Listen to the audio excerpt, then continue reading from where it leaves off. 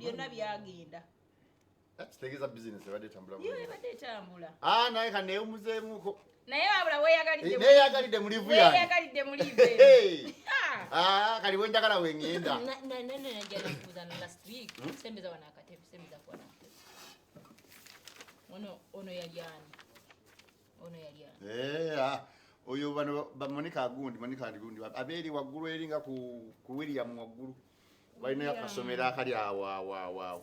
kubanga baali baagala butabo bwa science ne SST naye nga baagala butabo 200 bebo kuba nze nabaleeta naye tukubye ebitabo season ndowooza lwakubanga ebadde pandemic ebadde kati abaana nga bakoze ebitabo bingi abaana bakolera waka kati olaba efamiry asobola okuba nga oli alina abaana bana bonna bwe mwalina akatabo ate nga bali mu kibiina eki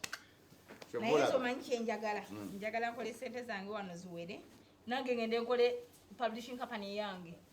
omanga gonna oba wetengeredde ati njala nkole sente experience no yesinga because already we have the experience now tulamu experience yebesinga tunya experience emala tukoledde company eno myaka 7 tukuba bitabo sagala na weeks zine bia zibulayo ziggweko nganje vidda live ne kalina weeks bia ezijeze mpumula yebo namunga nange nsabe yange Morning. Good. Stivo. Uyotia. Yebale ko boss. Jetuli. Mujebale. Oli wano ne Juliet. Mbadde nze kumulabako. Taitam. Pozi mwezi. Njo wali tamu. Wabaddewo omwami file yenji kuteredde ku mmeeza eri ku mmeeza agambye nenga kyasembye kyangambye ekitono tulangambye ogenda kumuyitira mu file ye olabe ebitabo bye beetaaga nti no ba university naye nti no yakubiddeko ku lwokuna eyakuba ku lwokuna angambye namukubirako ku lwokuna ne mugamba ayiseemu amaaso ajja kulaba ebitabo bye twetaaga okay kasita file we eri ku mmeeza ngenda gikebera kale nekirala abatrade abadde bagenda okutika ebitabo ku makya babadde bangambye bagenda kutukasanga mukaaga babadde bangambye bagenda kujja ku makya bangambye bakereyeemu lwankuba enkuba etonye singa tutika ebitabo mu nkuba process eno ey'okubijja mu office mu store okubisa mu motoka bijja kutoba biyinza okwonooneka amazzi okay kale tujja kimaliriza Stivo genda onkeberere mu motoka yange mulimu laptop bag ogindeetere mulimu ensawo yange eya Gundi eya laptop genda ogindeetera mukama wange olwakyo tutagenze ate ali wali ali mu office obuzibu ndi muliivu era mba nja kutandika okukola ng'eweddeko yogera ekintu ekyo obadde bosi weerabidde ate yage wansayiningira nga nze nagisayininga ate noze olwo obwongo tebubaddeewo nedda jasire soke ajja kugireeta ajja gireeta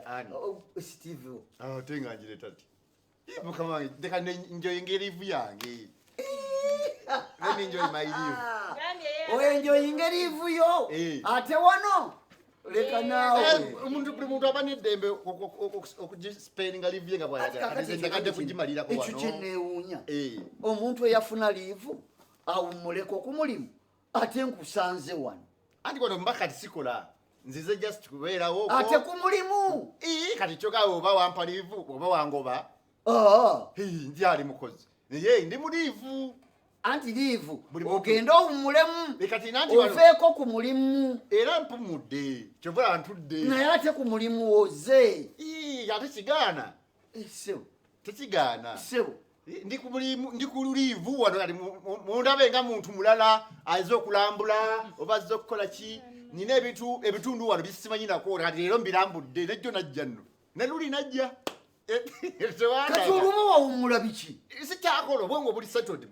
buli setodi ngero ojja ku mulimu ngero ojja ku mulimu obusetoli nga oli ku mulimu kati niye bosi nawe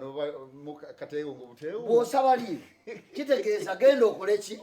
owummule kati mpumula because okumanya mpumula ate owummudde ng'oli ku mulimu sikyakeera nnyo nga luli nali jjana okusaba 10 ononyeewo ki this is the way you want to spend my leave. Otya ate ku mulimu gwe gispending eri ebweru wa wano leave kyagala ogende obumuze obwongo okomewo ng'oli fresh genda naye ate wano wuyo omusimanyi ne luli yajja ne luli yajja ne luli wajja kati wanoze bampumudde muzeeyi erabika ensobi nnene yakyati ey'okujja wano ate ensobi etya kati mwangoba saakugoba nakuwummuza nakuwa leave ogenda owummule wagisaba nze nagisaba nengisayininga nga nzikiriza ogenda okole ki owummule era mpumudde ate owummule oli wano ate nkola ononyeewo ki nzise kuwummula otya kati ndatta otya wano wozze gwe mulimu gwobeerako ebbanga lyonna siri mu offisi ndi wano wabweru ntudde kwano nyumyanyumyako ate ng'oli wano nedda ssebo